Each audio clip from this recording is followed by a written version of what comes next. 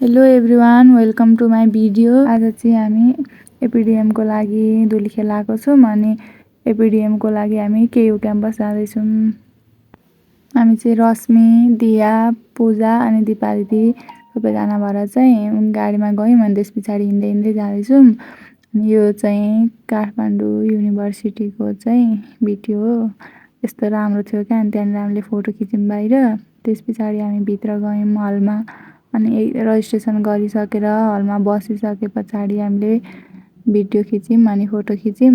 त्यस पछाडि अनि यो चाहिँ हाम्रो प्रोग्राम हुने हल रहेको छ। कस्तो राम्रो छ क्या, डेकोरेसन गरेको, कस्तो मजाको सिटहरू भएको।